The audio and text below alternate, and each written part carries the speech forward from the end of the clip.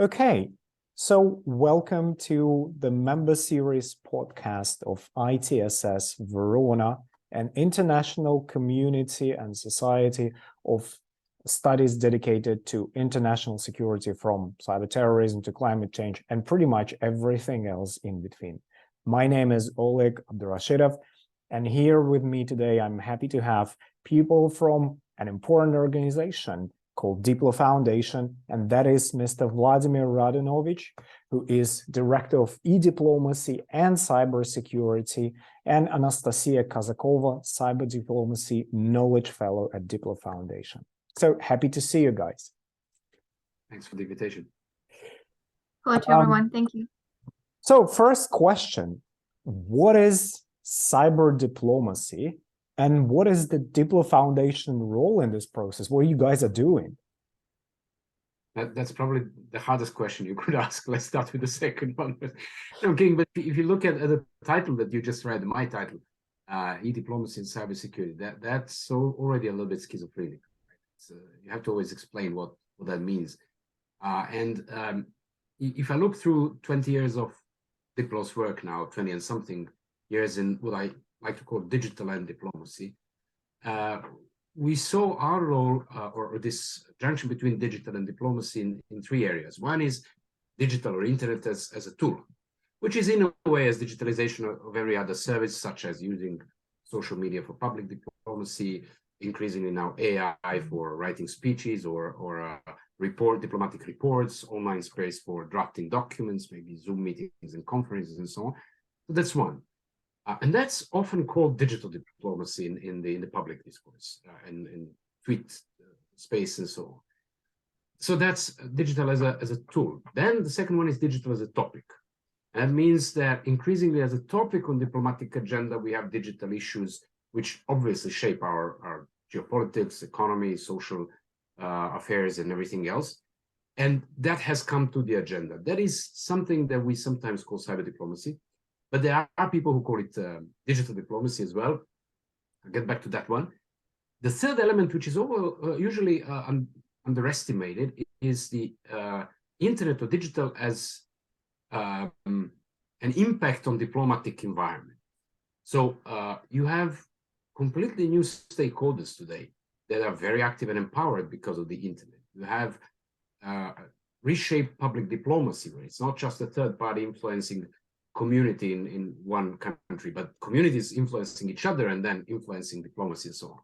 So this impact of internet on the environment of diplomacy. Now, I want to focus on the cyber diplomacy that you asked, which is usually understood as cyber as digital as a topic of diplomatic agenda, but even there you have a confusion. If you look at cyber ambassadors, for instance, there are many ambassadors in Europe. Some are cyber ambassadors, some are ambassadors for digital issues, some are tech ambassadors. And that actually shows us that while cybersecurity is and used to be in a focus as a national security issue, as a priority, and you will see that cyber is the prefix only for security. For rights is usually digital rights. For services is E. But cyber is exclusively for security, crime and so on. It is probably misplaced because the role of cyber diplomacy goes beyond security. It goes looking into economy, like e-commerce discussions in the WTO and World Trade Organizations, or digital rights discussions or privacy discussions in Human Rights Council. So it should be a comprehensive view of all the topics that are on diplomatic agenda. I've tried to put it short, but I don't know if I said it. No, I think it is important distinction and an important illustration that there's a lot of confusion in how we actually use the topic of cyber. And I think it is importantly that you mentioned that we oftentimes use cyber as a precursor to security, cyber security, cyber space, cyber attacks, cyber something. So within that framework, do you believe there is a role for diplomacy in this cyber security space, and what role it is? I think as if we observe the geopolitical changes, and we see the dependence of almost everything today, from government services to critical sectors, energy, health, and so on, to our personal lives, where everything fits in this small device that we have in our whole lives there. we see the impact of cyber, and that's literally climbing to the top few priority issues on global agendas, diplomatic agendas.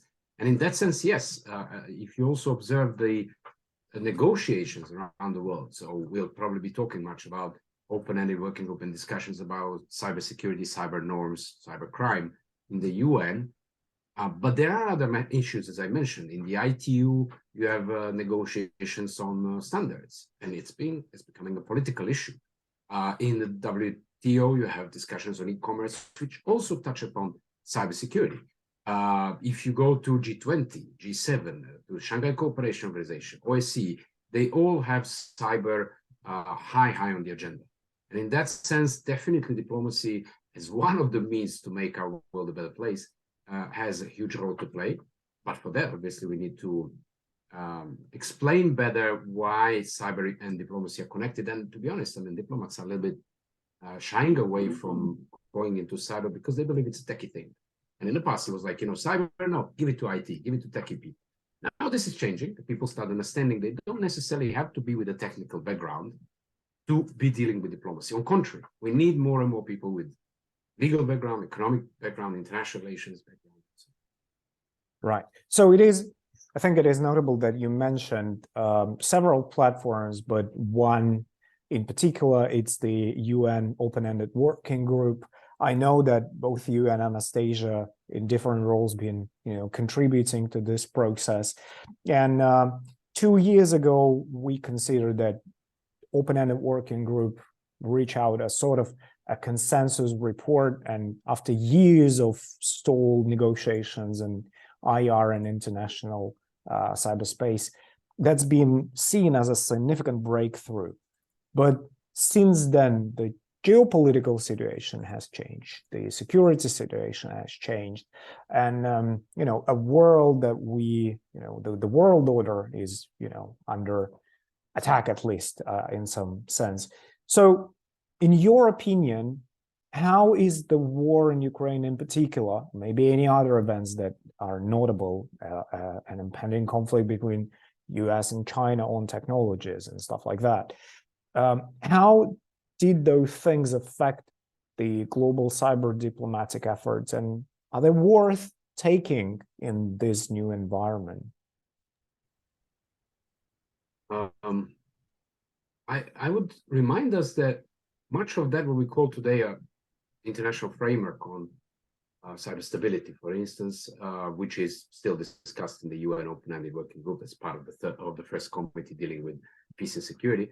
Actually, this discussion started 20 years ago, more, 25 years ago, almost, 1998. And since then, we have had a couple of what we call the Group of Governmental Experts, GGs, which were smaller groups, 15 to 25 states. In all of them, for these 20 years, we have always had the P5, the 5 permanent members of the Security Council. And basically, they have been there since the beginning. So if we understand that, we'll understand that that deal was made among the P5 initially, with other states helping in various ways, maybe some more diversity of opinions, maybe a little bit of blocks and so on and so forth, but basically it was the P5. And with that, we now come to the Open-Ended Working Group, where we have some sort of international frame. It is not clear. Sometimes even the P5 countries dispute some bits of what was agreed. But the fact is, there is a general agreement among the big guys, if we call them, about these basics, that this is an important thing. And this hasn't changed in Ukraine. And then the second thing, they realize the stakes are growing with cyber, and we'll probably discuss more on critical infrastructure, where you can clearly see these red lines. But Ukraine case is a different one to the extent that thus far, most of the norms that we have and the normative, this framework, is actually about peacetime. The only thing that applies to the wartime is the international humanitarian law. And in that sense, the international law, which is unclear, which hasn't been resolved. Everyone agrees international humanitarian law applies in times of war, but there is no really understanding what are the clear bits and pieces. And I guess Anastasia can build on that in more details. But in that sense, I think that the international framework currently is still useful, regardless of what's happening over there. And certainly we have to manage the expectations of diplomacy. Sometimes we have inflated expectations that diplomacy or these norms can solve everything. The international law gets broken every day. We've seen it beyond cyber, from this invasion in Ukraine to before, crisis in Iraq, in Libya, in Yugoslavia. This is not new, and we can't expect that this framework of cyber will keep being stable for all the time. But what is important there is that on one hand we have certain agreement of the big guys, and on the other hand, and we often underestimate that, the big guy, we don't necessarily have a mechanism to hold big guys accountable for what they're doing. But there is usually a global mechanism to hold the small countries or smaller countries accountable. And actually, most of the conflicts do not occur between US and Russia and US and China. They occurred in the Middle East, in Africa, and Balkans in the past, and so on. And those smaller countries, when there is a framework, they could be held accountable. They could be more alerted not to allow the explosion of mistrust or crisis and tensions. This is a valid bit that we have, and will probably serve a purpose to avoid future escalations. And lastly, dialogue is important. The whole process of dialogue, even if there is no outcome, as long as there is some dialogue, even between Russia and US now, somewhere in the corridors of the New York UN, this is important. So we shouldn't also underestimate the importance of dialogue. But I guess Nastya can build on the open-ended working group more. Yeah, I agree. I would even actually call not probably OWG 2021 report, but the GG 2021 report, which seems to me even a major breakthrough actually for those who have been engaged in the cyber diplomacy. It's sort of a symbol that the final agreement has been reached, that IGL is applicable to cyberspace. Plus, I think it's really useful that countries managed to agree on how particular norms could be implemented, and whether they want it or not. I think they signal how they should be interpreted anyway.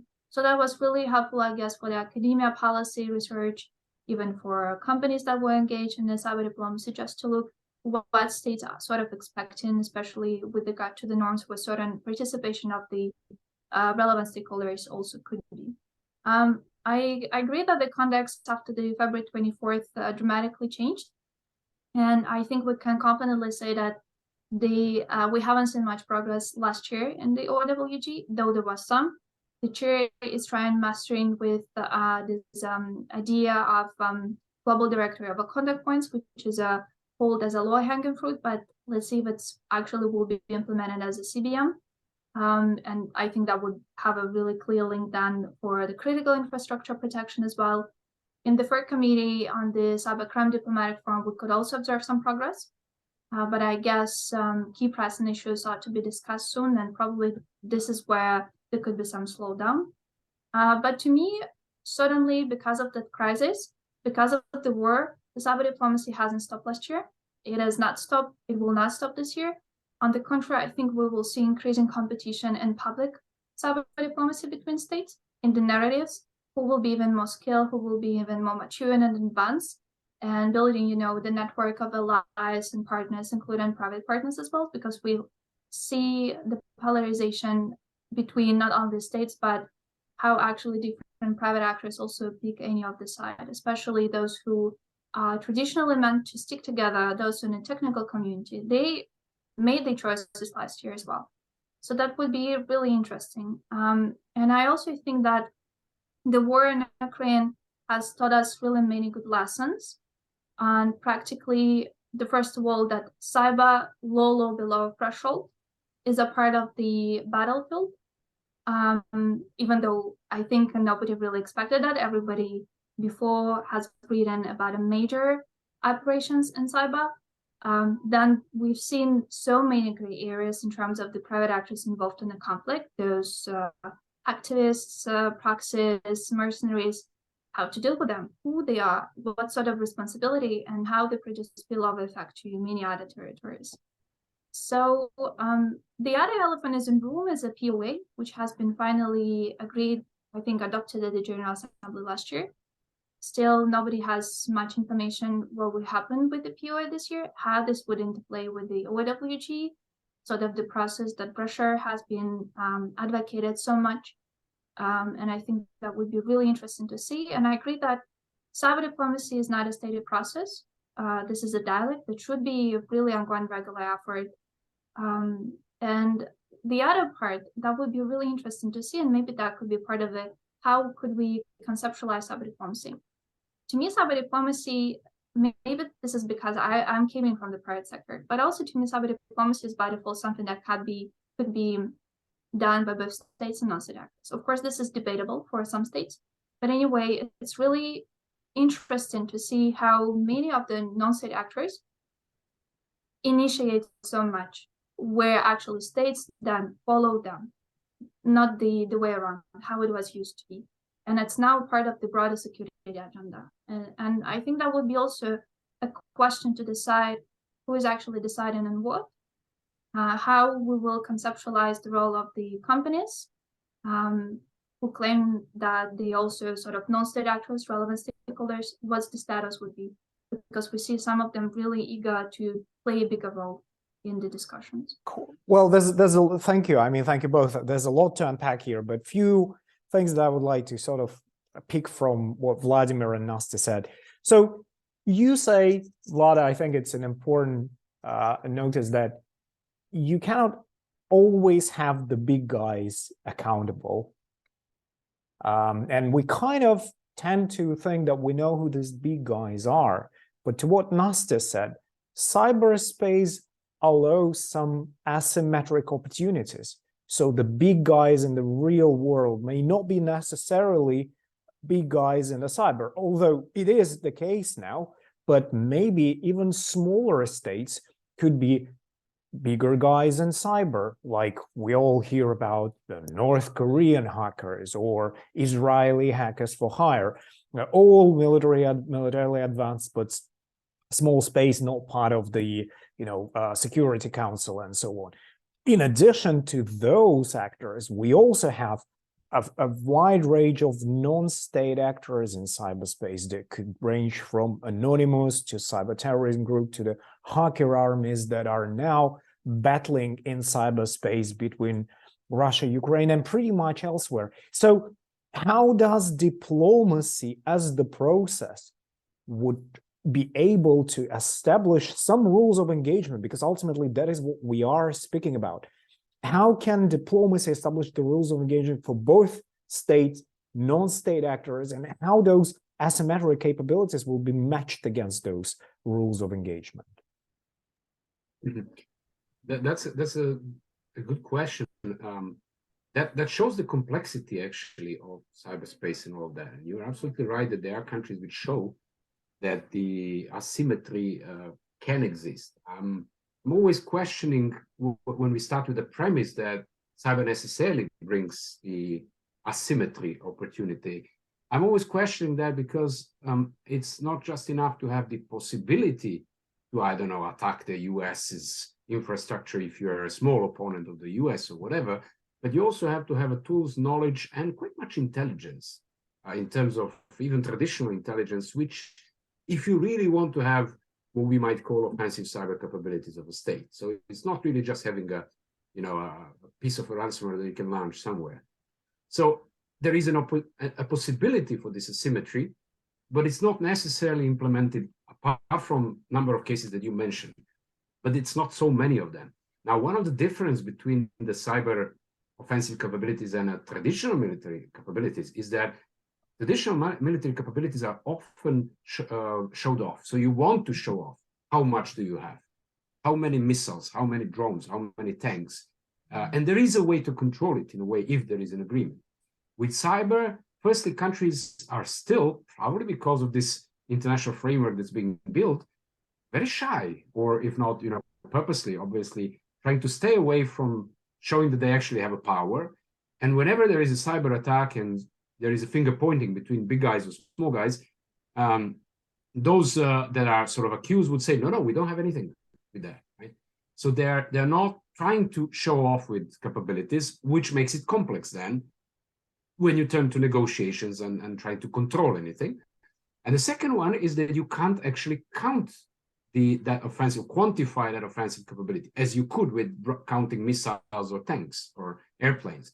all of that brings a huge complexity of both attribution and acknowledging or transparency of these capabilities that the states could have. And then, as you said, adding to that, you have commercial players, many of them like NSO Group in Israel and others, Italian ones, producing tools that can hack legally and legitimately if they're used that way. Then you have the cybercrime media and these organized groups, politically driven or monetary driven, like Anonymous, like the Ukrainian IT army, like various cybercrime groups in Russia, which are not even existing as an organization, you know. So in that sense, the whole landscape is extremely complex, and that certainly makes it more complex in negotiations. One other aspect is the legitimate work of the private sector that Nastia mentioned, generally the private sector. So if you look at the role of Microsoft in the current conflict in Ukraine, there was a lot of discussions because they are helping, in a way, Ukrainian government. So you have voices from Russia saying they're a party in a war. So are they? Where are these limits? This really creates a complexity, and that adds a complexity to discussion, to negotiations. And that's why, in many cases, we need to have other stakeholders involved, not just the governments. And there is a huge rift in understanding where, let's say, the global East, Russia, China, and partners are fully against involving other stakeholders. It's just the states. The West is in favor of involving other stakeholders, particularly private sector. This is a political rift that adds complexity to negotiations, but that also possibly bring diverse perspectives into the dialogue. So if you want to summarize it in a Facebook way, it's complicated. It is indeed. So I would love to spend a bit more time unpacking all of those, but since we are short within a podcast time frame, one final question that would sort of wrap up all we've been talking about. We have, as you say, different levels of development between the players in cyberspace, especially when we talk about the governments. We have the geopolitical rifts. Again, you touched upon this in your previous answer, like the East and the West, or, you know, Russia and China, and then US and NATO. In this new world, will the smaller countries, the smaller players who will ultimately be held accountable, have to choose between siding with one dominant way of thinking or one dominant player? Or there may be some flexibility for them around how they structure their thinking or directions around cyber? So I'd love to hear both from Vladimir and Nastia on that. Nastia, you want to save me to start first? Okay, it's a really interesting question. I think if just in a real life, if you don't have your own opinion, this opinion will be actually enforced by the other. So just as in diplomacy, if you are a smaller country or a developing country, which I believe why OWG was actually a bit successful rather than GG format, OWG allowed so many new players to speak about this. Especially those who finally realized that the cyber also has the domestic implications for them. But why, for instance, POA, I think was a little bit difficult to understand was actually the benefits. There's also the problem that POA at the very beginning, might be wrong here, but this is my understanding, POA wanted to produce really outcomes and be so practical, while so many developing countries were at the very early stages comparing to those 25 countries who have been historically part of the GE. Would it be possible to successfully and equally compete with other delegations within the POA? I think that was a debatable question. And so if you have enough muscles, and if you have, of course, I think there's a lot of not only cybersecurity interest, there's a lot of economic and trade interest that you as a state have to balance some way and understand which actually sort of directions would be the most beneficial to you, the most optimal. Speaking of the private sector, or at least non-state actor, of course, everybody who's engaged in cyber diplomacy as well does have its own interest in this field, and I think it's okay, it's pragmatic. Also, it could be the question, we have a bigger players like Microsoft, we have some big players probably coming from the civil society, of course, leading the agenda, they're creating sort of other actors behind them. And for a newcomer who would like to be part of this discussion, of course, that would be a question. What would be the position for us as organizations? What value will we contribute? And that would be inevitably the question, whether we'd also have the muscles to stay sort of neutral, to pursue our own direction in this regard. But again, there's so many questions in cyber so far, and OWG is not the key forum to discuss cyber diplomacy. I do believe actually that diplomacy will be able to establish rules of engagements if we consider under the diplomacy behind the scenes lots of the discussions, interactions between different actors. Cool. Thank you, Vladimir. I think Nastya really drew the line with this. If you don't have your own opinion and knowledge, then someone else is going to enforce it on you. And that is the critical component in the current digital space.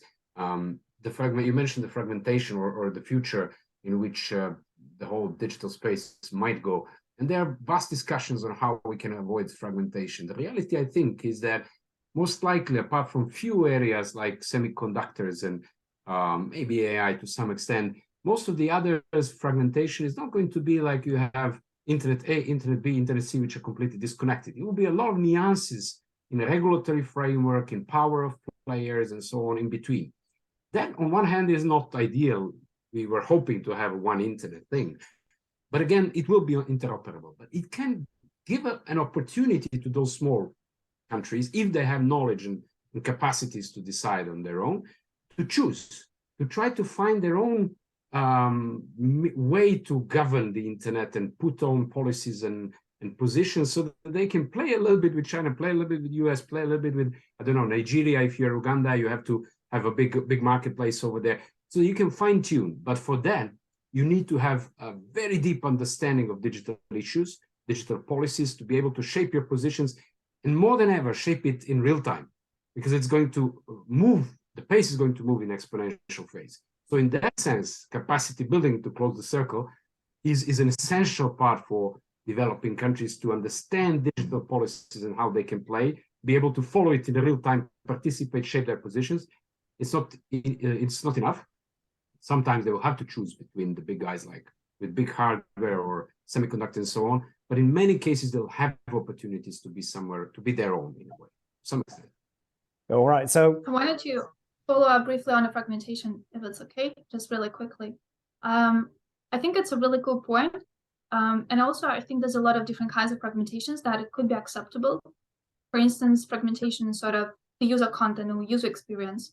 Even it's not inclusive, I think, for authoritarian regimes, but also for liberal democracies. For instance, you will have different content on Netflix, YouTube, and TikTok, depending on the country where you are. So this is a bit fragmented, and also rules the company applies to particular jurisdiction as well. It could be at the same time, other types of fragmentations where I think there's a big questions to you states. What would be the framework to understand which sort of a fragmentation is acceptable and not? And how we would find this balance? For instance, technical fragmentation in terms of the internet infrastructure, of course, that's something that we must avoid. But different other aspects, I think they're pretty tolerable so far. cool. Thank you so much. We're running out of time here, but I would like to thank Vladimir and Nastya again. This is DiploFoundation for ITSS Verona podcast. Thank you so much. So ultimately, if we end up with a tweet, have your opinion and develop capabilities to protect it. Thank you very much, Vladimir and Nastya, and lovely to have you here. Thank you. Thank you for the invitation.